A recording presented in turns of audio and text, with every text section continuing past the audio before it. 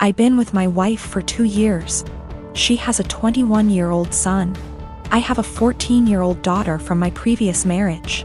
My late wife passed away in 2014. She left a few things for our daughter, including a gold jewelry set. Her mom was devastated she didn't get to gift the set to our daughter on her wedding day. I keep it in my closet since it's expensive and my daughter is too young to have it. I'll hopefully gift it to her on her wedding. We were sitting in the kitchen when my stepson was hesitant to ask me something. We're in good terms but have our fair share of arguments. He said his fiancée was taking something from his mother's and my closet, saw the jewelry set and liked it very much. He asked if he could borrow it so his fiancée can wear it at her cousin's wedding. I found this unacceptable. I told him his fiancée had no business being in the bedroom and that the jewelry isn't mine. It's for my daughter. He asked me if my daughter will agree to let him borrow it if he talked to her. I told him not to even talk about it again. He got all pissed and said things I do not remember. When he and his fiancée were at the wedding, I discovered that the jewelry set was gone. I told my wife and we looked all over the house. I called my stepson to tell him about calling the police because I really thought someone stole the set. He said there was no need, that he borrowed it and will return it after they get back from the wedding. I yelled at him and told him to come back with it right then. I kept calling him till 12 a.m. when he told me to stop calling and that he'd bring it in the morning. I couldn't sleep that night. I felt terrible. In the morning he showed up at 10 a.m. He didn't bring it and started stalling, saying he forgot he'd bring it the next day. At this point it was clear he gifted it to his fiancée and was stalling. I got so mad I told him I will be pressing charges if he doesn't return the set today. We got into an argument.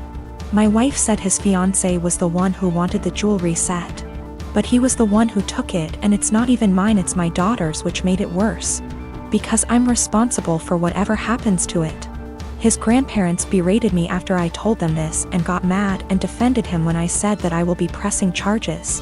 He stole and needed to be responsible for his actions. He didn't respond to my final calls, so now I've given him one last chance, and it's over. I pressed charges today. They're saying calling the police was extreme and cruel. They're all convincing me to back down. He was replying to me sarcastically when I said I'd get the authorities involved, and he didn't take me seriously. His mom said she tried to talk to him, but I had enough of him stalling, hoping I'll just let it go, so he can make his fiancée happy. I feel like an irresponsible idiot. I can't even look at my daughter without feeling frustrated and infuriated. I'm hurt, but what's worse is that this is my daughter's property that I couldn't take care of. My wife allows them into the room, although I told her not to several times. They're not kids and there should be some boundaries. Ex and I had way too young. We're friendly co-parents. One big rule we share is if our daughter breaks something, she pays for it. Now, sis and I are the only grandkids. Aunt never married. Instead, she worked with GMA and GPA at their Seams Tri-store and took it over when they retired. Sis's girlfriend proposed last year. GPA offered to make FSIL a custom suit, which she was over the moon about. GMA had me ask Sis what her dream dress was and record the convo. Sis, thinking it was just between us, told me in great detail what her dream dress was, though said it was way too expensive. So she would get something much cheaper. Well, a few months later GMA surprised Sis with her dream wedding dress. It FOT perfectly and everyone cried.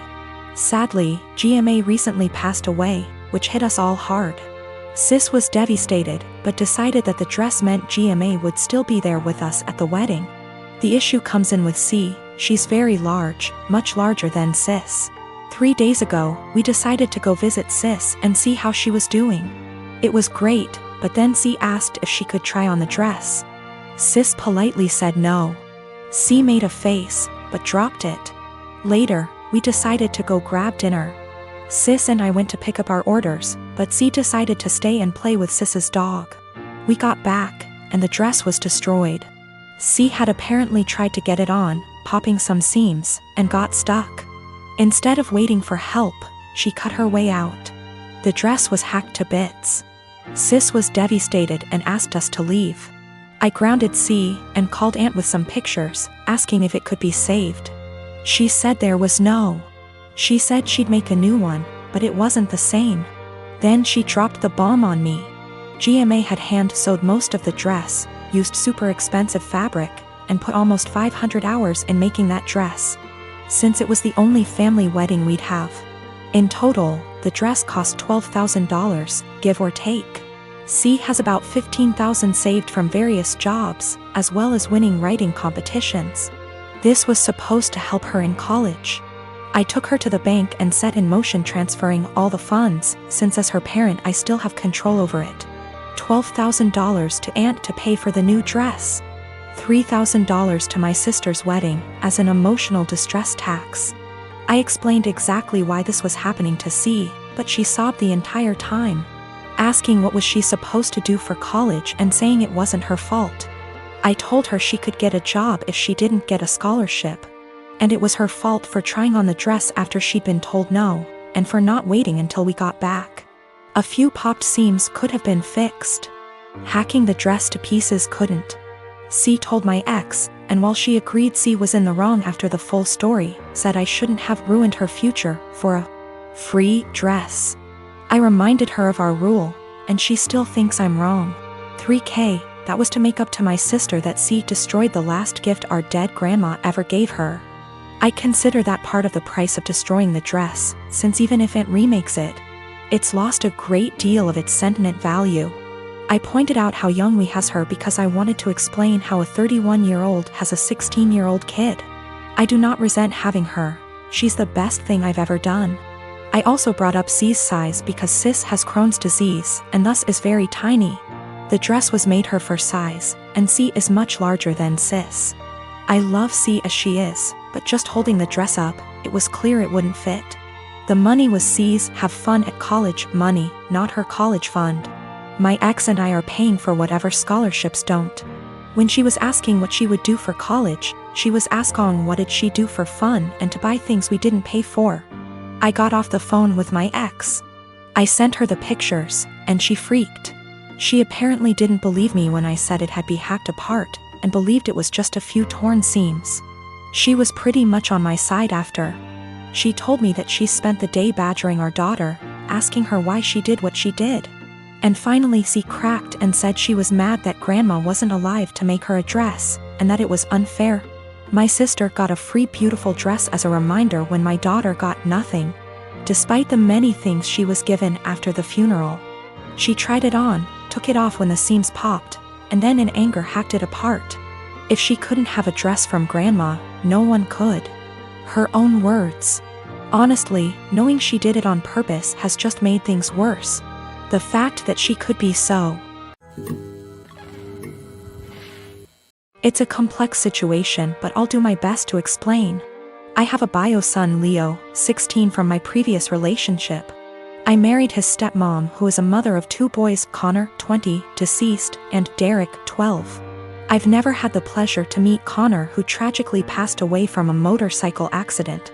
Derek was so devastated by this loss, and although it's been years he's still pretty much grieving. I've seen tons of pictures and videos of Connor and made efforts to get to know who he was as a way to share Derek's grief, and be there for him to lend an ear and a comforting shoulder.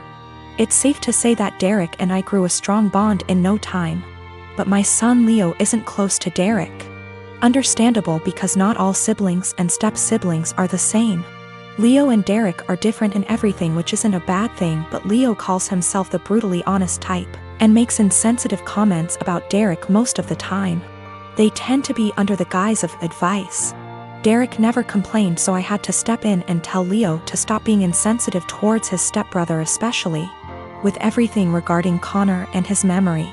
Leo would say, "Okay, I get it, and I won't do it again." Days ago, Leo wanted to hang out with friends and asked Derek if he wanted to join.